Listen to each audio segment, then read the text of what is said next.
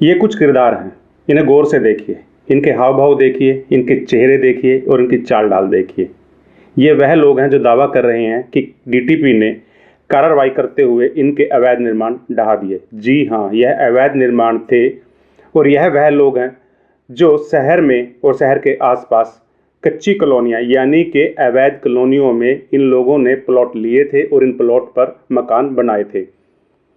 यह कॉलोनियाँ बिल्कुल अवैध हैं, गैर कानूनी हैं, इसके बावजूद भी इन लोगों ने यहाँ पर प्लॉट लिए, बाकायदा से निर्माण किया और अब जबकि डीटीपी ने इनके अवैध निर्माण ढहा दिए, ये डीटीपी पर तरह तरह के आरोप लगा रहे हैं। मज़े की बात यह है कि मीडिया का एक बड़ा तबका भी इन लोगों का साथ दे रहा है।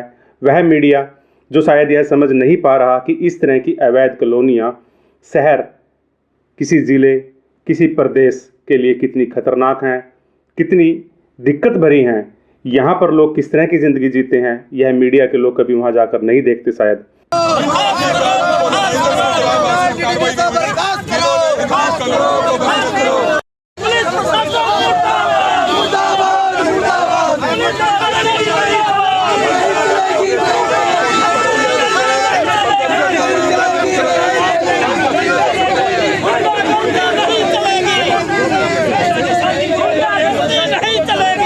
तक तोड़ दिया, ये भी नहीं हुआ कि डीपीसी छोड़ दूं वो वाला करके जो कुर्सी पर 2 दिन से बहन जी खाना भी नहीं खाया और नहीं तो क्या मैं खाऊंगी, क्या सोती नहीं हूँ। इन कॉलोनियों से किस तरह से पर्यावरण को दिक्कत आ रही है, किस तरह से खेती की ज़मीन पर अवैध कॉलोनियाँ उग रही हैं, यह मीडिया के लोग कभी जाकर नहीं देखते। इन मीडिया के लोगों ने यह कोशिश कभी नहीं की कि इन लोगों को समझाया जाए कि यहाँ पर आप अगर प्लॉट लेंगे तो आपको इस तरह की कार्रवाई का सामना करना पड़ेगा ही पड़ेगा। सर मैं गाँव महमदपुर से रहने वाला हूँ। मेरा गाँव महमदपुर है प्रॉपर सर। मैंने लेवल के अंदर सर 2020 में एक रजिस्ट्री कराई जिसको मैंने फुल स्टाम्प ड्यूटी दी है, इंतकाल के लिए पैसे दिए हैं, ठीक है सर। मेरा और मैंने वहाँ पे 2020 में ली। अब मैंने 2 महीने पहले वहाँ पे कंस्ट्रक्शन का काम शुरू किया था। अब मैंने वहाँ पे मकान बनाया ताकि मेरा भी अपना कोई घर हो। तो वहाँ पे जाने के बाद क्या हुआ कि सरकार ने डीटीपी ने मेरा घर आकर के तोड़ दिया सर, मेरे को बिना बताए।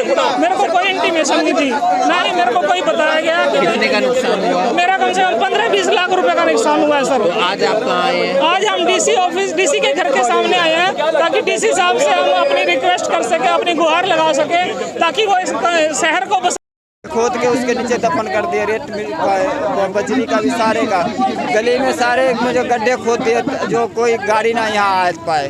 क्या काम करते हो आप? मैं दिहाड़ी करता हूँ जी। तो ऐसे कितने लोगों के मकान टूटे हैं? है जी 5-6 मकान हैं ऐसे जो। लेकिन इसमें ज़्यादातर वह लोग हैं जो आज सड़कों पर आए हैं। यह लोग गरीब लोगों के लिए सड़कों पर शायद नहीं आए, बल्कि यह लोग आए हैं उस अवैध माफिया, उस लैंड माफिया को बचाने के लिए, जिस लैंड माफिया ने शहर में अवैध कॉलोनी काट दी थी, इन लोगों से पैसा लिया और अपनी जेब मोटी की और इसके बाद गरीब लोगों को आशियाने के नाम पर सपने बेच दिए। यह वह लोग हैं जो इस लैंड माफिया के एजेंडे पर काम कर रहे हैं। इनके तेवर, इनकी बातचीत और इनकी चाल ढाल देखिए, आपको सहज अंदाज़ा लगाया जा सकता है कि किस तरह से लैंड माफिया, जो कि घाघ है, जो इन गरीबों के खून पसीने पर पड़ रहा है, लेकिन यह गरीब उस लैंड माफिया को बचाने की कोशिश कर रहे हैं और इनका जो नेतृत्व कर रहे हैं वह लोग लैंड माफिया के एजेंडे पर काम कर रहे हैं, लैंड माफिया को पुष्पित पल्वित कर रहे हैं, लैंड माफिया को बचाने का काम कर रहे हैं। करनाल में अवैध कॉलोनियों के नाम पे पिछले 20 साल से जमकर भ्रष्टाचार हो रहा है, जमकर भूमाफिया अवैध कॉलोनियाँ काट रहा है, गरीबों को मकान का, अपने घर का सपना बेच रहा है और मोटे पैसे कमा रहा है। यह धंधा बदस्तूर जारी है। तहसील में इन अवैध कॉलोनियों की सरेआम रजिस्ट्रियाँ होती हैं और जिसका सबसे बड़ा उदाहरण है तहसीलदार राजबख्श, इस वक्त जेल में बैठे हुए हैं। डीटीपी विक्रम सिंह अवैध कॉलोनियों को पुष्पित पल्वित करने के आरोपों में, भ्रष्टाचार के आरोपों में इस वक्त जेल में हैं। लेकिन इसके बावजूद भी जेल में अगर कोई नहीं गया तो वह है लैंड माफिया। एक भी लैंड माफिया के खिलाफ प्रशासन ने कोई कार्रवाई नहीं की, सरकार ने कोई कार्रवाई नहीं की, यह देखने की कोशिश की ही नहीं गई कि इन अवैध कॉलोनियों के पीछे आखिर है कौन। अगर यह देखने की कोशिश होती तो निश्चित ही ये गरीब लोग जो लैंड माफिया के गुर्गों के पीछे चल रहे हैं अपना घर बचाने के लिए, शायद इन्हें इस तरह से सड़कों पर धक्के खाने ना पड़ते। लेकिन ना प्रशासन ने, ना सरकार ने और ना मीडिया के इन लोगों ने, जो इनके रुदन को दिखा कर लोगों को यह दिखाने की कोशिश कर रहे हैं कि डीटीपी, करनाल का डीटीपी गलत कार्रवाई कर रहा है। इन लोगों ने कभी भी यह कोशिश नहीं की कि शहर में इस लैंड माफिया के भ्रष्टाचार पर, लैंड माफिया की करप्शन पर, लैंड माफिया की करतूत पर रोक लग सके। और यही वजह है करनाल में लैंड माफिया आज इतना मजबूत है कि वह जिसे चाहे उसे खरीद सकता है, जिसे चाहे उसे बेच सकता है। और अगर यकीन नहीं आता तो आप शहर के चारों तरफ घूम के देख लीजिए, आपको अवैध कॉलोनियां विकसित होती नजर आएंगी। ऐसा लगेगा कि करनाल में कानून का नहीं बल्कि लैंड माफियाओं का शासन है। लैंड माफिया यहाँ की व्यवस्था को चला रहे हैं और मीडिया के कुछ लोग इस लैंड माफिया को पुष्पित, पल्वित और बचाने का काम कर रहे हैं। यह वही लोग हैं जो किसी न किसी तरह से लैंड माफिया से कोई ना कोई फायदा ले रहे हैं।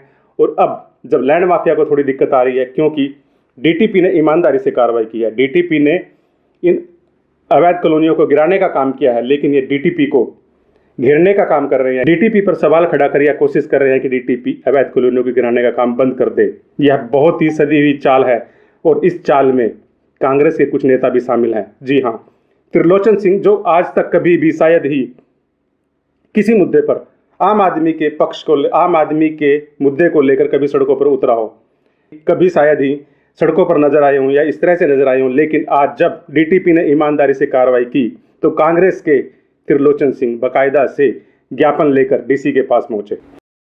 अत्याचार किया है डीटीपी को हम आपके माध्यम से बता देना चाहते हैं कि करनाल के लोग इतने बगैरत नहीं हैं कि आप कानून को ताक पर रखकर गरीबों का मकान तोड़ने के लिए उनको धमकाते हो और ये कहते हो कि मैं दहशत फैलाने के लिए आया हूं। ये लफ्ज किसी ऑफिसर के नहीं, एक आतंकी के तो हो सकते हैं, एक उग्रवादी के तो हो सकते हैं, लेकिन एक ऑफिसर के एससी अफसर या आईएएस अफसर के ऐसे अल्फाज नहीं होने चाहिए। करनाल के लोग, मैं शब्द यूज नहीं करना चाहता। उन्होंने डीटीपी की कार्रवाई पर मुख्यमंत्री के नाम ज्ञापन सौंपा और चेतावनी दी कि अगर एक सप्ताह के अंदर कार्रवाई नहीं हुई तो वह बड़ा प्रदर्शन करेंगे। यह वह कांग्रेसी हैं जो राहुल गांधी के खिलाफ, जब राहुल गांधी के बारे में मीडिया में फर्जी खबरें चली थी, त्रिलोचन सिंह कहीं नजर नहीं आए और कांग्रेस का एक भी नेता नजर नहीं आया। लेकिन आज जब शहर का लैंड माफिया मुश्किल में है, शहर के लैंड माफिया की करतूत पर डीटीपी कार्रवाई कर रहा है, तो यह कांग्रेस ही किस तरह से तिलमिला गए हैं, इसका सबसे बड़ा उदाहरण है। और इससे यह पता चल रहा है कि कहीं ना कहीं कांग्रेस के लोग भी शहर के इस भ्रष्टाचार में शामिल हैं, इस करप्शन में शामिल हैं और वह चाहते हैं कि शहर में अवैध कॉलोनियां इसी तरह से पुष्पित, पल्वित हों। अवैध कॉलोनियों का कारोबार शहर में इतना फल फूल रहा है कि इसका अंदाजा हम इस बात से लगा सकते हैं कि शहर में यदि कोई बिल्डर लाइसेंसिंग हाउसिंग सोसाइटी चलाना चाहे तो उसे तमाम तरह की दिक्कतों का सामना करना पड़ता है। लेकिन लैंड माफिया बहुत ही चालाकी भरे तरीके से किसानों को भरमाकर उनकी ज़मीन औने पौने दाम पर खरीदता है। इसके बाद उसके गुर्गे इन प्लाटों को यहाँ पर बेचने का काम शुरू कर देते हैं। लोगों को बयाने पर और कच्ची रसीदों पर यह ज़मीन बेच दी जाती है और इसके बाद जब कोई गरीब आदमी अपने खून पसीने की कमाई से यहाँ निर्माण करता है तो डीटीपी कार्रवाई कर उस निर्माण को गिरा देता है। यह कार्रवाई 2 या 3 बार होती है और इसके बाद इस तरह के लोग इकट्ठा हो जाते हैं और कुछ गरीबों को आगे कर यह दिखाने की कोशिश करते हैं कि गरीबों पर अत्याचार हो रहा है और प्रशासन पर, सरकार पर यह दबाव बनाने की कोशिश करते हैं कि गरीबों पर अत्याचार हुआ, गरीबों पर रहम किया जाए। और रहम की वजह यह होती है कि वहाँ पर जिस कॉलोनी में डीटीपी अवैध निर्माण गिराने की कार्रवाई कर रहा है, वहाँ पर अवैध निर्माण गिराने की कार्रवाई बंद कर दी जाए। और जैसे ही और जिस दिन यह कार्रवाई बंद हो जाती है, वहीं पर उसी कॉलोनी में इस लैंड माफिया के जो प्लॉट हैं, उन प्लॉटों की कीमत रातों रात 4 गुना, 5 गुना और 10-10 गुना तक बढ़ जाती है और वहाँ पर लैंड माफिया मोटा पैसा कमाता है। क्योंकि लैंड माफिया को सिर्फ और सिर्फ मुनाफा कमाना होता है। वह इस तरह के अवैध कॉलोनियों में यहाँ प्लॉट खरीदने वाले लोगों को कोई सुविधा नहीं देता। यहाँ तक कि सड़कें, नालियाँ, सीवरेज, किसी भी तरह की कोई सुविधा यहाँ पर प्लॉट खरीदने वालों को नहीं दी जाती। लेकिन मीडिया के इन लोगों ने और त्रिलोचन सिंह ने कभी जाकर यह नहीं देखा कि अवैध कॉलोनियों में किस तरह से लोग जीवन बसर कर रहे हैं और वो कितनी दिक्कतों से 2-4 हो रहे हैं। त्रिलोचन सिंह ने कभी यह कोशिश नहीं की कि इन दिक्कतों में जीने की वजह क्या है, क्यों यह लोग इन दिक्कतों का सामना कर रहे हैं, इसके लिए कौन जिम्मेदार है। हम लगातार अवैध कॉलोनियों के खिलाफ लगातार लोगों को जागरूक कर रहे हैं और इस जागरूकता के पीछे बड़ी वजह यह है कि भूमाफिया ना सिर्फ गरीब लोगों का पैसा लूट रहा है, बल्कि भूमाफिया पर्यावरण के लिए गंभीर खतरा पैदा कर रहा है। इसके साथ साथ भू माफिया कृषि योग्य जमीन को मकानों में तब्दील कर उस हरियाली को कम करने का काम कर रहा है। इसके साथ साथ इसका असर फूड ग्रेन पर भी पड़ रहा है।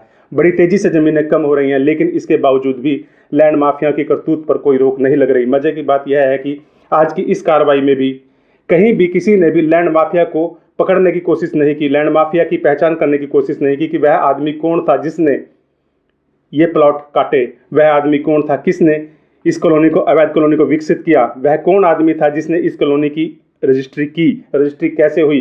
कुछ लोग रजिस्ट्री के कागज दिखा रहे हैं, लेकिन वह यह नहीं बता रहे कि रजिस्ट्री कहाँ की हुई, कैसे हुई, क्यों हुई, कितने पैसे रजिस्ट्री के आड़ में किस किस को दिए गए। इस बात का जिक्र ये प्रदर्शनकारी और कांग्रेस के नेता और ये मीडिया के लोग नहीं कर रहे। क्यों नहीं कर रहे? क्योंकि कहीं ना कहीं इनका भी इस पूरे मामले में कोई ना कोई हाथ है। बहरहाल हम इसी तरह से अवैध कॉलोनियों पर अपनी आवाज़ उठाते रहेंगे और हम डीटीपी की इस कार्रवाई का पुरजोर समर्थन कर रहे हैं और हम मांग करते हैं कि इस तरह की कार्रवाई और ज़्यादा तेज होनी चाहिए ताकि अवैध कॉलोनियाँ, लैंड माफिया पर कड़ी से कड़ी कार्रवाई हो।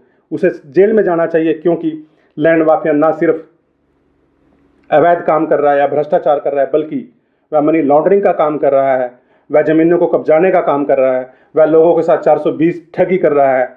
ऐसे लैंड माफिया को मुनाफा कमाने का कोई अधिकार नहीं है, बल्कि उसकी अगर जगह है तो वह है जेल।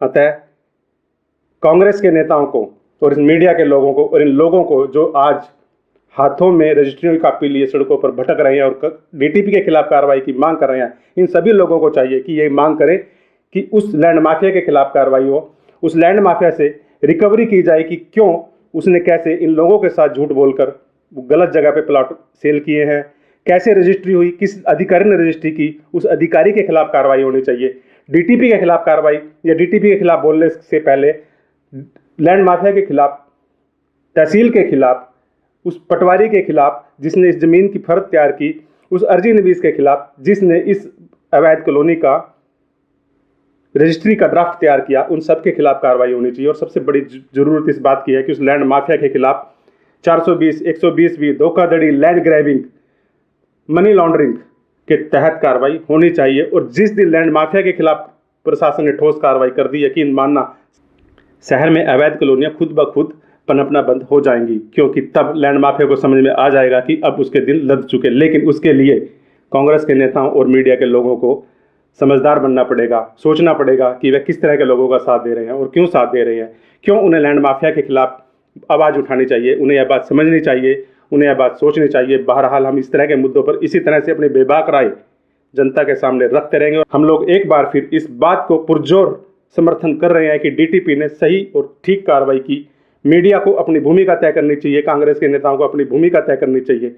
इसके बाद ही शहर से भ्रष्टाचार, डर, भय और भूख दूर हो सकती है। अन्यथा यह शहर इसी तरह से, इस शहर के गरीब इसी तरह से सड़कों पर भटकेंगे। और इसके लिए लैंड माफिया तो जिम्मेदार है ही है, और उसके साथ साथ कांग्रेस के नेता और मीडिया के वह लोग जो डीटीपी की कार्रवाई का विरोध कर रहे हैं, वह भी कहीं ना कहीं जिम्मेदार हैं। अतः अपनी भूमिका तय कीजिए, आप किस तरफ हैं, आप भ्रष्टाचार की तरफ हैं या स्वच्छ और सुंदर शहर प्रशासन और व्यवस्था की तरफ हैं। धन्यवाद। जय हिंद।